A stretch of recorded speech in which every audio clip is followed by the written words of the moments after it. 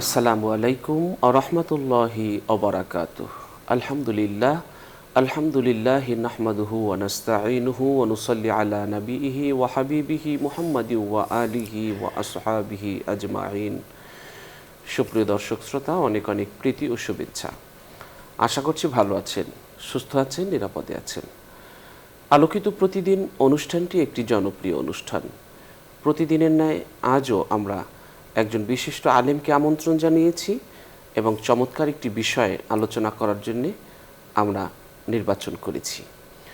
আজ অতিথি হিসেবে আমাদের সাথে আছেন জাতীয় মসজিদ বাইতুল মোকাররমের সম্মানিত সিনিয়র পেশ ইমাম হাফেজ মাওলানা মুফতি মুহিবুল্লাহিল বাকি। আসসালামু আলাইকুম ওয়া রাহমাতুল্লাহি ওয়া বারাকাতুহু। ওয়ালাইকুম আসসালাম ওয়া রাহমাতুল্লাহি ওয়া বারাকাতুহু। মোহতারাম, কেমন আছেন আপনি? জি আলহামদুলিল্লাহ, আপনিও নিশ্চয়ই ভালো আছেন। আলহামদুলিল্লাহ। হজের সফর থেকে এসেছেন, আমাদের জন্য দোয়া করেছেন। আলহামদুলিল্লাহ, আপনিও তো এসেছেন। আলহামদুলিল্লাহ। দর্শক, আজ আমরা যে বিষয়টি নিয়ে কথা বলবো সেটি হচ্ছে নবীজি দেখতে যেমন ছিলেন। চমৎকার একটি বিষয়। রাসূল সাল্লাল্লাহু আলাইহি ওয়াসাল্লামকে প্রথম কোনো মানুষ যদি দেখত, তাহলে সে প্রথমবার দেখেই বুঝতে পারত যে ইনি হলেন রাসূল সাল্লাল্লাহু আলাইহি ওয়াসাল্লাম। নবীজি চাঁদের চেয়েও সুন্দর ছিলেন। রাসূল সাল্লাল্লাহু আলাইহি ওয়াসাল্লাম যখন কথা বলতেন, তার বক্তৃতা লম্বা হতো না, সংক্ষিপ্ত হতো না, কিন্তু সমৃদ্ধ, পরিপূর্ণ হতো তার বক্তব্য। তিনি যখন কথা বলতো, মনে হতো যেন একটি মুক্তার মালা ছিঁড়ে গেছে এবং একটি একটি করে মুক্তার দানা নিচে ঝরে পড়ছে। রাসূল সাল্লাল্লাহু আলাইহি ওয়াসাল্লাম যেমন ছিলেন সুন্দর, তার সব কিছুই ছিল সুন্দর। তিনি মানুষের জন্য ছিলেন দয়াদ্র। রাসূল সাল্লাল্লাহু আলাইহি ওয়াসাল্লাম সম্পর্কে জাবির ইবনে সামুরা রাদিয়াল্লাহু তাআলা আনহু বলেন, আমি একবার পূর্ণিমা রাতে চাঁদের স্নিগ্ধ আলোতে প্রিয় নবী সাল্লাল্লাহু আলাইহি ওয়াসাল্লামকে লাল চাদর ও লুঙ্গি পরিহিত অবস্থায় দেখলাম। তখন আমি একবার আকাশের জ্যোৎস্না ছড়ানো চাঁদের দিকে এবং একবার নবীজি সাল্লাল্লাহু আলাইহি ওয়াসাল্লামের চেহারা মোবারকের দিকে তাকাতে থাকলাম। আমার কাছে মনে হলো তিনি পূর্ণিমার চাঁদের চেয়েও বেশি সুন্দর। তিরমিজি শরীফের হাদিস। চাঁদের চেয়েও সুন্দর তিনি। এই অভিব্যক্তি শুধু জাবির ইবনে সামুরা রাদিয়াল্লাহু তাআলা আনহুর নয়, বরং অমুসলিমরাও অকপটে স্বীকারোক্তি দিয়েছেন একথা। পূর্ণিমার দ্যুতি ছড়ানো এই চেহারা দেখে দ্বিধাহীনভাবে তারাও বলে উঠেছে, তিনি কখনো মিথ্যাবাদী হতে পারেন না। হিজরতের পরে রাসূল সাল্লাল্লাহু আলাইহি ওয়াসাল্লাম মন জয় করেছিলেন, যেভাবে হিজরতের আগেও মন জয় করেছিলেন মানুষদের। তিনি মক্কায় হিজরতের আগে যাদের সাথে বড় হয়েছিলেন, বেড়ে উঠেছিলেন, তারা বলেছে, আমরা 40 বছর নবীকে দেখেছি, এই 40 বছরে কখনো তাকে আমরা মিথ্যা বলতে দেখিনি। 40 বছর তার সাথে থেকেছি, 40 বছরে কখনো আমরা তাকে মিথ্যা বলতে শুনিনি। এজন্যে তার ধর্মগ্রহণ না করলেও অর্থ সম্পদ এনে তার কাছে আমানত হিসেবে জমা রাখতেন এবং তার ধর্ম মানতেন না, কিন্তু জীবনের কঠিনতম কোনো পরীক্ষায়, কোনো মুসিবতে বা কঠিনতম কোনো বিপদে সালিশ মানতেন রাসূল সাল্লাল্লাহু আলাইহি ওয়াসাল্লামকে, বিচারক মানতেন তাকে। আজ আমরা এই মানবতার বন্ধু যিনি মহামানব হযরত মুহাম্মদ সাল্লাল্লাহু আলাইহি ওয়াসাল্লাম দেখতে কেমন ছিলেন, এ বিষয় নিয়ে চলুন আলোচনা শুনছি আমাদের প্রিয় অতিথির কাছ থেকে। জি মুহতারাম। আলহামদুলিল্লাহি রাব্বিল আলামিন ওয়াসসালাতু ওয়াসসালামু আলা রাসূলিহিল কারীম, আম্মা বা'দ। ফাআউযু বিল্লাহি মিনাশ শাইতানির রাজীম। বিসমিল্লাহির রহমানির রহিম। নুন ওয়াল কলমি ওয়া মা ইয়াসতুরুন মা আনতা বিনি'মাতি রাব্বিকি বিমাজনুন ওয়া ইন্না লাকা লাআজরান গায়রা মামনুন ওয়া ইন্নাকা লাআলা খুলুকিন আযীম। সাদাকাল্লাহুল আযীম। আমাদের আখায়ে নামদার সৈয়দুল মুরসালিন তাজেদার মদিনা মুহাম্মদুর রাসূলুল্লাহ সাল্লাল্লাহু আলাইহি ওয়াসাল্লামকে আল্লাহ পাক রব্বুল ইজ্জত সুন্দর অবয়ব, সুন্দর চরিত্র সবগুলো দিয়ে পাঠিয়েছিলেন। হযরত কাব ইবনে জুহাইর রাদিয়াল্লাহু তাআলা আনহু বলেন, আল্লাহ পাক বুঝত রসুল পাক সাল্লাল্লাহু আলাইহি ওয়াসাল্লামকে ওইভাবেই সৃষ্টি করেছেন যেভাবে রসুল চেয়েছেন। অথচ তো রসুল দুনিয়াতে আসার আগে সৃষ্টি জায়গাতে রসুল চাওয়ার কোনো বিষয় নাই। তারপরেও বলতেছেন রসুল ওইভাবে আল্লাহ সৃষ্টি করেছেন যেভাবে রসুল চেয়েছেন। অর্থাৎ একজন ব্যক্তিকে যদি কি দেওয়া হয়, স্বাধীনতা দেওয়া হয়, তুমি কত ধরনের সৌন্দর্য চাও, এবং আল্লাহও নিজে চায় যে উনি সুন্দর হোক, তাহলে রসুল পাক সাল্লাল্লাহু আলাইহি ইসলামের সৃষ্টির সেখানে গিয়ে সমস্ত সৌন্দর্য হার মেনেছে। এবং সৌন্দর্যের শেষ হলো রসুল পাক সাল্লাল্লাহু আলাইহি ইসলামের চেহারা মুবারক।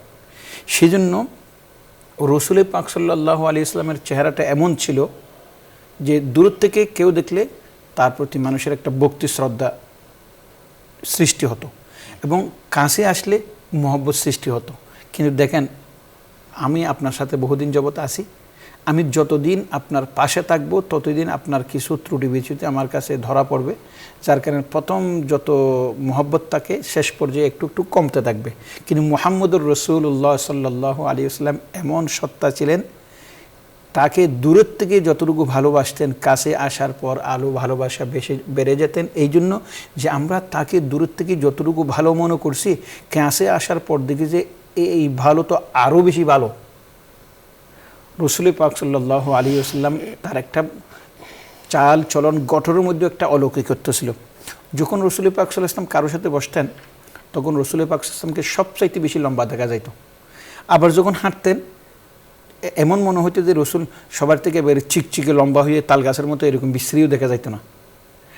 কিন্তু ও রসুলকে সবার সামনে বসলে একেবারে কানা তাবিউল বাইন, হাদিস শরীফের মধ্যে আছে, রসুল স্পষ্টভাবে সবাই থেকে উঁচু। আবার যখন একাকী হাঁটবেন তখন এইরকম বিশ্রী আবার লম্বাও দেখা যাইত না।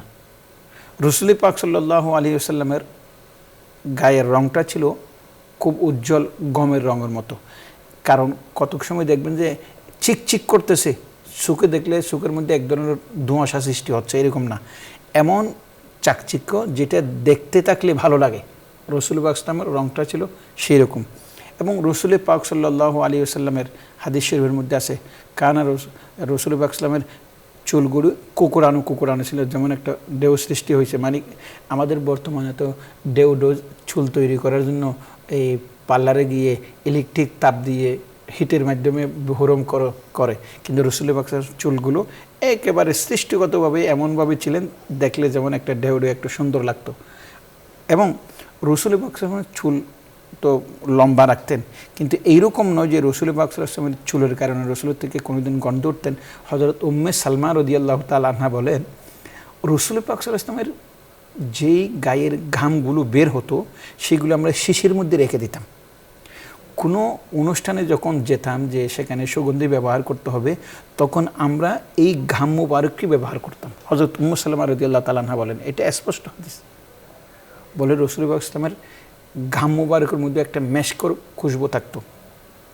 রসুল পাক সাল্লাল্লাহু আলাইহি ওয়াসাল্লাম যখন কথা বলতেন তখন শুধু স্পষ্ট বলতেন তা নয়, যেমন মনে করেন কারো উচ্চারণ খুব স্পষ্ট কিন্তু বাক্যগুলো আবার জটিলতা না, রসুল পাক ইসলামের কথা মুবারক যেরকম অস্পষ্ট এবং যে শব্দগুলো কথা ব্যক্ত করার জন্য চয়েস করতেন, নির্বাচন করতেন, সেইগুলিও স্পষ্ট। এবং রসুল পাক সাল্লাল্লাহু আলাইহি ওয়াসাল্লাম কথা বলার সময় ব্যাপক অর্থবোধক শব্দ বলতেন। যেমন আমি আপনাকে একটা দৃষ্টান্ত দিলে বুঝতে পারবে, জাহেলি যুগে একটা প্রবাদ বাক্য ছিল, উনসর আখাকা জালিমান আও মজলুমান, তোমার ভাইকে তুমি সহযোগিতা করো, সে জালেম হোক অথবা মাজলুম হোক। তো জালেম হলেও যদি কাকে সহযোগিতা করা হয় তাহলে সেটা একটা অনেকটা আঞ্চলিকতা, অনেকটা স্বজনপ্রীতি। তো মানে আমি জুলুমের পক্ষে চলে গেলাম এটাম না। রসুল আকরাম বলেন না, উনসুর আখাকা জালিমান আও মজলুমান, তুমি তোমার ভাই জালেম হলেও তার সহযোগিতা করো, মজলুম হলেও সহযোগিতা করো। সাহাবায়ে কেরাম তো একেবারে নিস্তব্ধ হয়ে গেছেন, কি জালেম হলেও সহযোগিতা করার অর্থ কি? রসুল আকরাম আবার একটু থেমে উত্তর দিলেন, জালেম হলে সহযোগিতার অর্থ হলো তোমার ভাইকে তুমি তাকে জুলুম থেকে রক্ষা করো, জুলুম করা থেকে বাঁচাও, যাতে করে সে জাহান্নাম থেকে বাঁচতে পারে। এটাই তার জন্য সহযোগিতা। সে যে জুলুমি কাজ করতেছে, এই জুলুমি কাজের সহযোগিতা নাও, বরং তারে জুলুম থেকে রক্ষা করো, জুলুম করা থেকে তার বাধা দাও, যাতে করে এটা তার জন্য সহযোগিতা হবে। অর্থাৎ একই বাক্যের মানে ধরনে রাসূলুল্লাহ ইসলামের বলনে তার মানে এমন একটা মানে অর্থ নিলেন যেটা সমাজের মধ্যে ব্যাপকভাবে গৃহীত হয়েছে।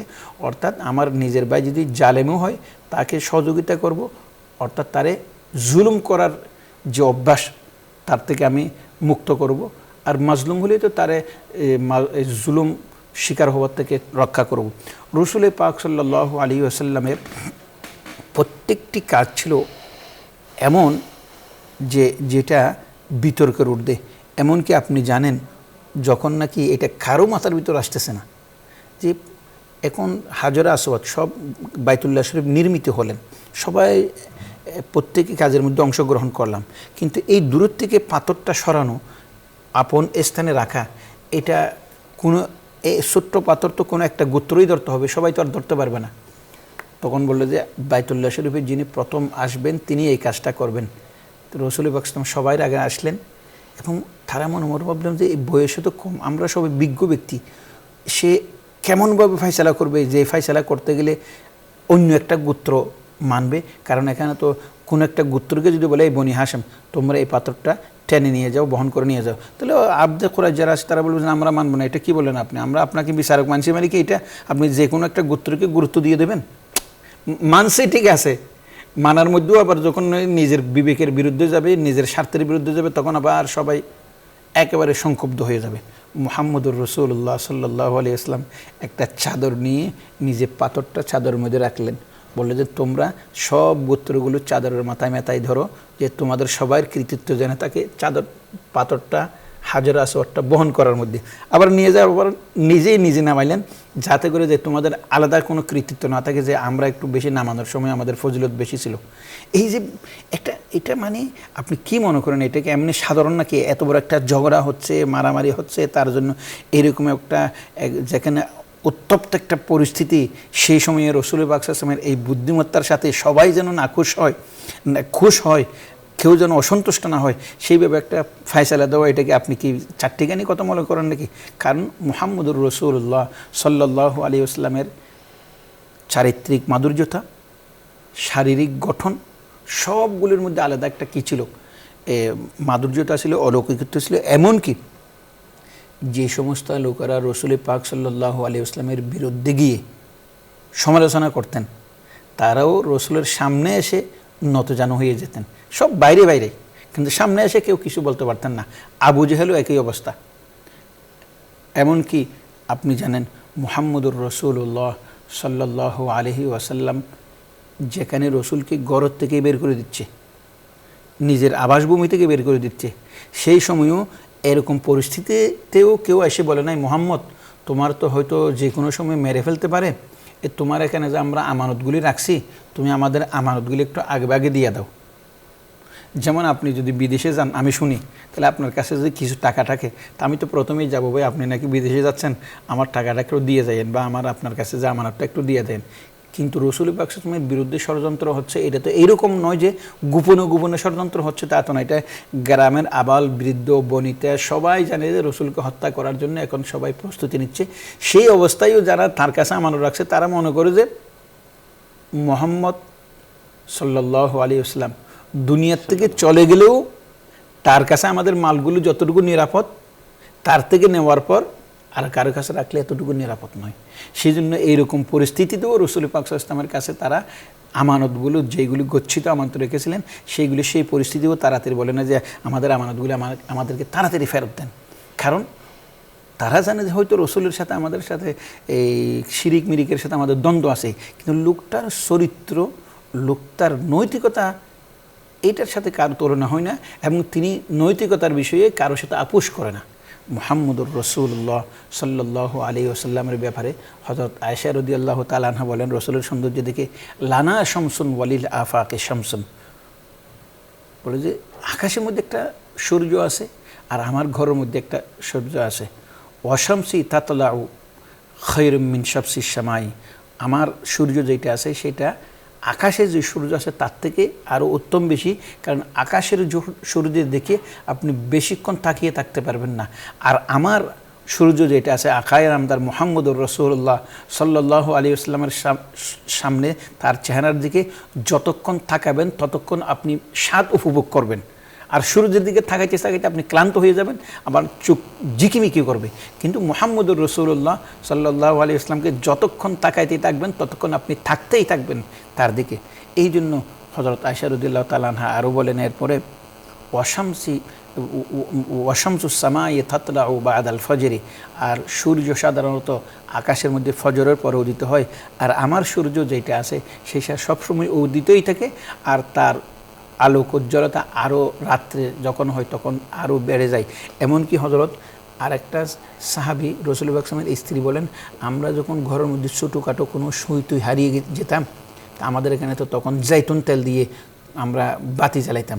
কতক সময় এই তেলের আলোতে যেই আলো, সেই আলো দিয়ে আমরা দেখতাম না, তখন এই বাতিটা নিভাই দিয়ে রাসূল পাক সাল্লাল্লাহু আলাইহি ওয়াসাল্লামের আলো দিয়ে আমরা এই ছোট্ট সুই মুই এগুলি তালাশ করে বের করতাম যেখানে হারিয়ে গেছে। এটা হলো আকায়ে নামদার মুহাম্মদুর রাসূলুল্লাহ সাল্লাল্লাহু আলাইহি ওয়াসাল্লাম। রাসূল পাক সাল্লাল্লাহু আলাইহি ওয়াসাল্লাম কীভাবে হাঁটতেন আমি মধ্যে মধ্যে এগুলি চিন্তা করি। রাসূল এমনভাবে হাঁটতেন যেন যুগে যুগে হাঁটতেছেন। কেন? তার হাঁটার মধ্যে এরকমভাবে দাম্ভিকতা ছিল না, যুগে যুগে হাঁটতেছেন। আর রাসূল এমনভাবে হাঁটতেন যে হাঁটলে মনে হবে যে তিনি খুব ধীরগতিতে হাঁটতেন, কিন্তু এই ধীরগতি দেখতে মনে হচ্ছে ধীরগতি, কিন্তু হাঁটার সময় তার সাথে হাঁটার মধ্যে তাকে কেউ মানে আগ বাড়িয়ে অতিক্রম করতে পারতেছে না, সবাই তার পিছনে থাকতেছে। এটাও একটা কিন্তু মুআজিজা। কারণ যেমন মনে করেন আমি আপনার সাথে হাঁটতেছি, আপনি একটু লম্বা মানুষ, হাঁটার সময় আপনি কেউ দ্রুত গতিতে হাঁটতেছেন, আমি আপনাকে ধরার জন্য হাঁটতেছি, তাহলে আমার কদম ফেলানোর মধ্যে এক ধরনের একটা চঞ্চলতা দেখা যাবে। এটাও কিন্তু একটা ভদ্রতার খেলাপ, চঞ্চলতা আসছে। কিন্তু রাসূল পাক সাল্লাল্লাহু আলাইহি ওয়াসাল্লামের কদম ফেলানোর মধ্যে খুব ধীরগতি, কিন্তু ফলাফল হলো সবচেয়ে আগে, উনি সবার আগে চলে যাচ্ছেন। তো এইটাও একটা কিন্তু এক ধরনের মুআজিজা। রাসূল পাক সাল্লাল্লাহু আলাইহি ওয়াসাল্লামের চাল চলন কথাবার্তা সবগুলির মধ্যে একটা আলাদা মুআজিজা ছিল। এবং রাসূল পাক সাল্লাল্লাহু আলাইহি ওয়াসাল্লাম এমন সৌন্দর্য ছিলেন, সাহাবায়ে কেরাম রাদিয়াল্লাহু তাআলা আনহু বলেন, রাসূলের চেহারার দিকে তাকাইলে আমরা ক্ষুধার্ত হয়ে যেতাম। হযরত আবু হুরায়রা রাদিয়াল্লাহু তাআলা আনহু না খেয়ে আসে, যাচ্ছে, কোথায় যাচ্ছ? ও তো মসজিদে নববীতে যাচ্ছি। কিসের জন্য? এমন বহু সাহাবায়ে কেরাম ছিলেন যারা নিজের ক্ষুধা মিটাইতো রাসূল পাক সাল্লাল্লাহু আলাইহি ওয়াসাল্লামের চেহারা মুবারকের দিকে তাকিয়ে। মানে এইটা একটা আলাদা স্বাদ।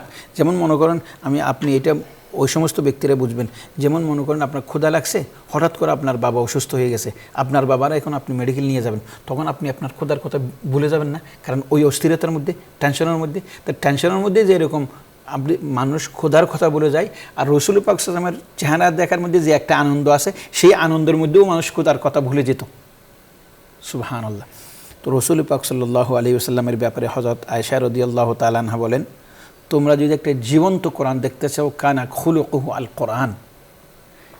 একটা হলো আল্লাহ পাক রব্বুল ইজ্জতের পক্ষ থেকে যে কোরআন নাজিল হয়েছে, যেটা আমাদের লিখিত আছে, সিনার মধ্যে আছে, কিন্তু সেই কোরআনের বাস্তব নমুনা যদি তোমরা দেখতে চাও, এটা হলো আমাদের আকায়ে নামদার মুহাম্মদুর রাসূলুল্লাহ সাল্লাল্লাহু আলাইহি ওয়াসাল্লাম। আপনি কি কল্পনা করতে পারেন মুহাম্মদুর রাসূলুল্লাহ সাল্লাল্লাহু আলাইহি ওয়াসাল্লাম যখন খুব একেবারেই অভাব, মানুষের কাছে কাজ করতে গেছেন, তখনও যে মালিক তার সাথে দুর্ব্যবহার করছে, তার সাথে তিনি দুর্ব্যবহার করেনি। আপনি জানেন রাসূল পাক সাল্লাল্লাহু আলাইহি ওয়াসাল্লাম একবার এক ইহুদির পানি ওঠানোর কাজ করতেছেন, হঠাৎ করে রশি ছিল দুর্বল, ছিঁড়ে গেছে। মালিক তো আর বোঝে না, মালিক মনে করতেছে তুমি পানি বেশি নিয়ে আমার বালতির রশি ছিলে ফেলেছ। রাসূল পাক সাল্লামকে আঘাত পর্যন্ত করেছেন। রাসূল বলেছেন, না, তার রশি দুর্বল হইতে পারে, যেহেতু আমার হাত থেকে বালতিতে ছিঁড়ে গেছে, তাহলে আমার কিচ্ছু বলার নাই। মুহাম্মদুর রাসূলুল্লাহ সাল্লাল্লাহু আলাইহি ওয়াসাল্লাম বিসমিল্লাহ করে হাত দিলেন, আর বালতিটা নিচের থেকে উঠে গেলেন। আর রাসূল পাক সাল্লাল্লাহু আলাইহি ওয়াসাল্লাম, আপনি জানেন বর্তমানে আমরা শ্রমিকদের অধিকারের জন্য বহু আন্দোলন করতেছি, কিন্তু যারা শ্রমিকদের অধিকারের জন্য আন্দোলন করতেছি, শ্রমিকদের সাথে বসে খাইছি, তাদেরকে আপন করে নিয়েছি, তাদের দুঃখে সুখে সাথে ছিলাম, এইরকম নমুনা আপনি পাবেন না। এমনি শ্রমিকদের পক্ষে আন্দোলন করেছে এরকম পাবেন, কিন্তু মুহাম্মদুর রাসূলুল্লাহ সাল্লাল্লাহু আলাইহি ইসলাম শুধু শ্রমিকদের সাথে জন্য আন্দোলন করেছে তা নয়, তিনি রাসূল পাক সাল্লাল্লাহু আলাইহি ওয়াসাল্লাম যতই শ্রমিকটার চেহারা কুৎসিত কদাকার হোক তাকে একসাথে বসিয়ে খাওয়াইছে। এমনকি রাসূল পাক সাল্লাল্লাহু আলাইহি ওয়াসাল্লাম বলেন, তোমাদের অধীনস্থ যেই কর্মচারীগুলি আছে সেইগুলির ব্যাপারে তোমরা সতর্ক থাকো। রসুল যখন দুনিয়ার থেকে চলে যাবেন তখন রাসূল পাক সাল্লাল্লাহু আলাইহি ওয়াসাল্লাম শেষ মুহূর্ত, জীবনের অন্তিম মুহূর্ত, সেই সময় তো রাসূল পাক ইসলাম আমার আলী কিভাবে চলবে, আমার একটা জামাই মাত্র, আমার ফাতেমাটা কিভাবে চলবে, এটা নিয়ে কথা বলেন না। রসুল বলেছেন সেই সময় কি, আসসালাত আসসালাত ওয়া মা মালাকাত আইমানুকুম, তোমরা নামাজের ব্যাপারে সতর্ক থাকো এবং তোমাদের অধীনস্থ কর্মচারী যারা তোমাদের অধীনে কাজ করতেছে তাদের ব্যাপারে তোমরা সতর্ক থাকো। দেখেন, মানুষ যখন দুনিয়ার থেকে চলে যায় তখন শুধু তার মাথার মধ্যে তার ছেলেটা কীভাবে চলবে, তার মেয়েটা কীভাবে চলবে, এইগুলি ঘুরপাক খায়। কিন্তু মুহাম্মদুর রাসূলুল্লাহ সাল্লাল্লাহু আলাইহি ওয়াসাল্লাম সেই কঠিন মুহূর্তেও নিজের মেয়ের ব্যাপারে চিন্তায় বিভোর ছিলেন না, নিজের মেয়ের জামাই হযরত আলী রাদিয়াল্লাহু তাআলা আনহুর ব্যাপারে চিন্তায় বিভোর ছিলেন না, সেই সময় হযরত হাসান হোসেন রাদিয়াল্লাহু তাআলা আনহু কলিজার টুকরা নাতি, সেইগুলি নিয়ে বিভোর ছিলেন না। বিভোর ছিলেন যারা কর্মচারী, দুর্বল মানুষ, তাদের ব্যাপারে যেন কেউ জুলুম না করে। এটা কি আপনি সম্ভব? এইগুলি তো আমাদের মানবীয় দুর্বলতা, কিন্তু মুহাম্মদুর রাসূলুল্লাহ সাল্লাল্লাহু আলাইহি ওয়াসাল্লাম এইরকম দুর্বলতা থেকে কত ঊর্ধ্বে ছিলেন, কল্পনাও করা যায়। হযরত আয়েশা রাদিয়াল্লাহু তাআলা আনহা বলেন, রাসূল পাক সাল্লাল্লাহু আলাইহি ওয়াসাল্লাম অন্য ঘরের মধ্যে যে এরকম রাসূলের সাথে স্ত্রীরা কতক সময় আবদার করত, কতক সময় একটু রাগ করত, আমরা একদিকে রাসূলের মহব্বত আমাদের অন্তরের মধ্যে ভরপুর ছিল, আরেকদিকে আমরা স্ত্রী হিসেবেও কতক সময় আমরা কি করতাম, আবদার করতাম, কত সময় রাগারাগি করতাম। কিন্তু রাসূল পাক সাল্লাল্লাহু আলাইহি ওয়াসাল্লামের চরিত্রের মধ্যে কোনো রকমের পার্থক্য বিচলিত দেখতাম না।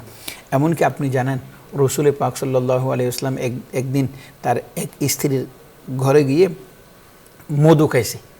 হযরত আয়েশা রাদিয়াল্লাহু তাআলা আনহা এবং হযরত ওমরের মেয়ে হাফসা বলল যে, দেখো রাসূল পাক সাল্লাল্লাহু আলাইহি ওয়াসাল্লাম এখন ওই ঘরের থেকে মধু খেয়ে আসতেছে, আমরা কিন্তু রাসূলকে খেপানোর জন্য বলবো, হুজুর আপনি মাগাফির খেয়ে আসছেন।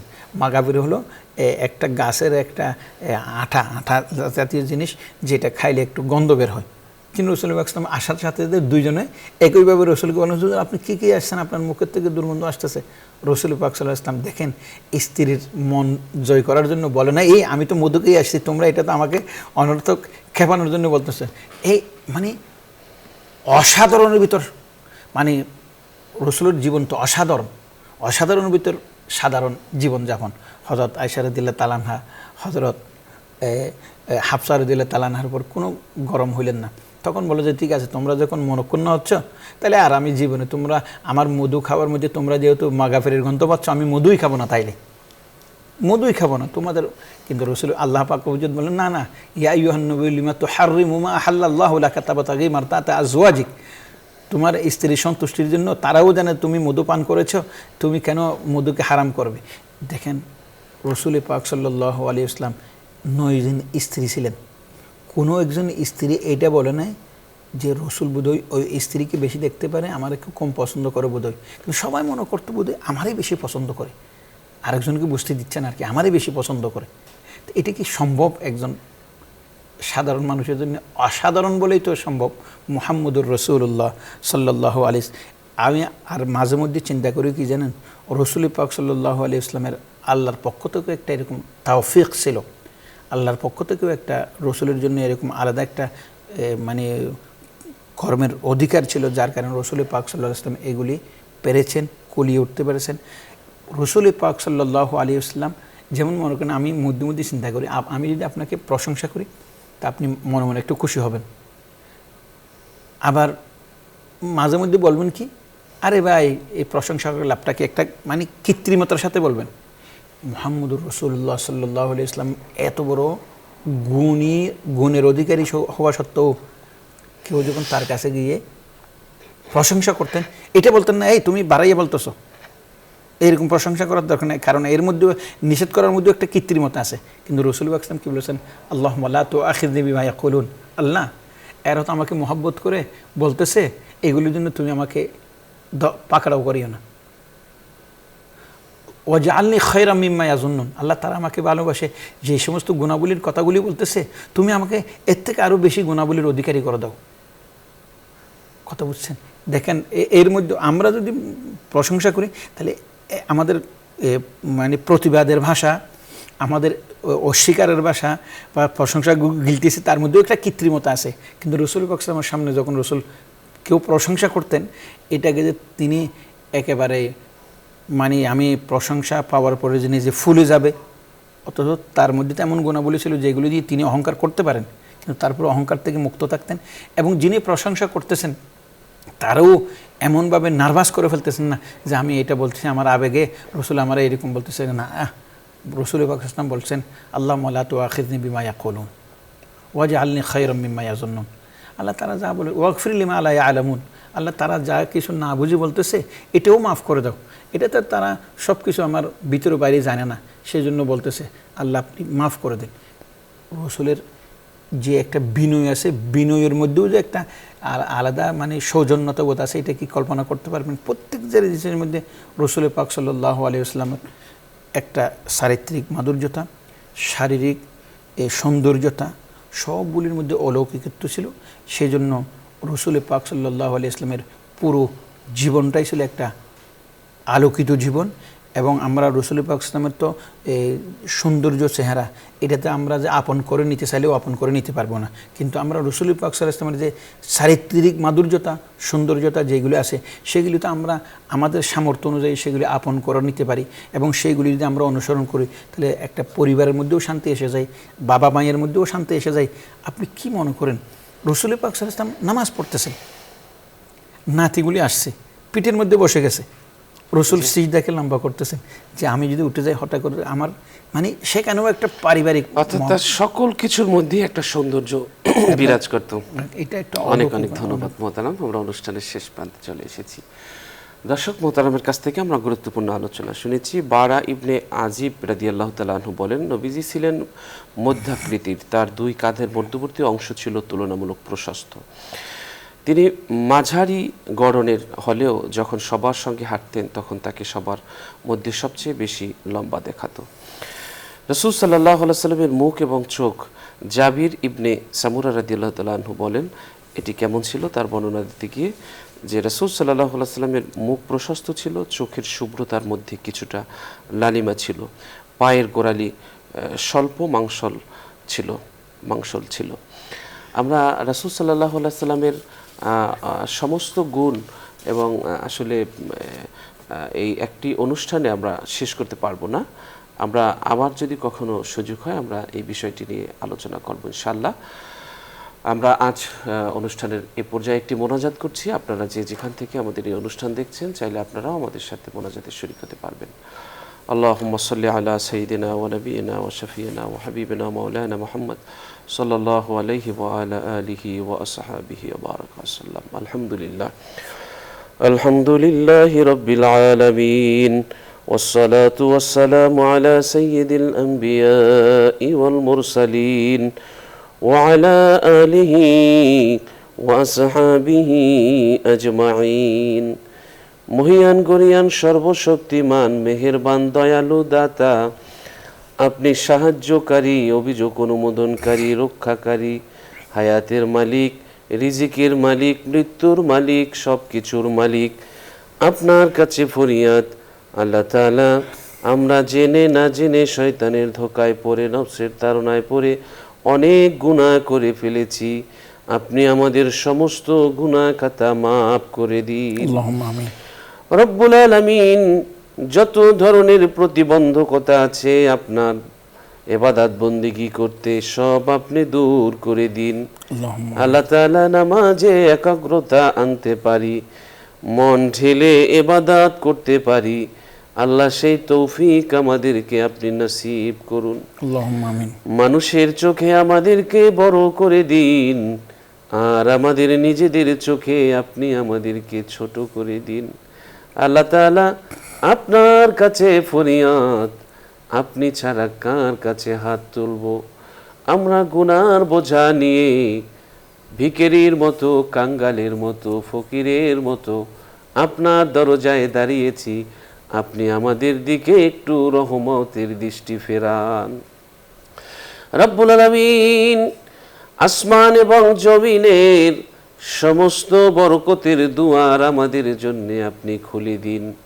আল্লাহ তাআলা সব অনুগ্রহের দরজা আমাদের জন্য খুলে দিন। ইহকাল আর পরকালে আমাদেরকে সাফল্য দান করুন। আমাদের আগামী প্রজন্মকে ইহকাল আর পরকালের সাফল্যের পথে প্রস্তুত করার তৌফিক দান করুন। আল্লাহ তাআলা আপনি আমাদের নেক আমল কবুল আর মঞ্জুর করুন। নেক মকসুদ আপনি আমাদেরকে আল্লাহ পূরণ করে দিন।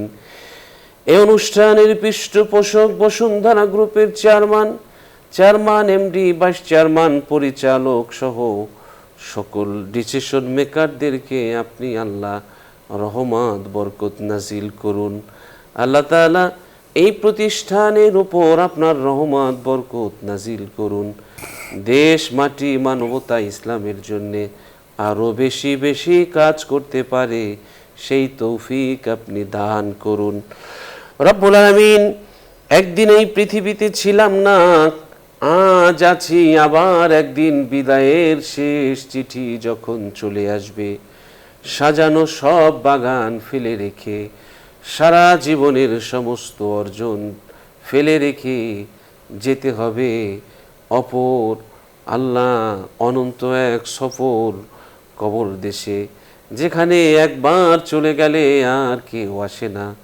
নিঃশ্বাস যখন বন্ধ হয়ে যাবে, মসজিদের পালকি নিয়ে আসবে অজানা অচেনা এক জগতে আমাকে দিয়ে আসবে।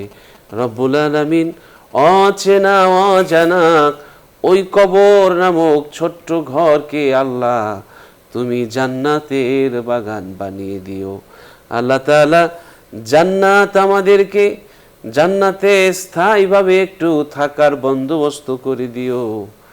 জাহান্নামকে আমাদের জন্য তুমি হারাম করে দিও।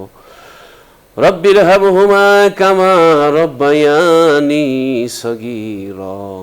সুবহানা রব্বিকা রব্বিল ইজ্জাতি আম্মা ইয়াসিফুন ওয়া সালামুন আলাল মুরসালিন ওয়ালহামদুলিল্লাহি রাব্বিল আলামিন। আমিন আমিন আমিন।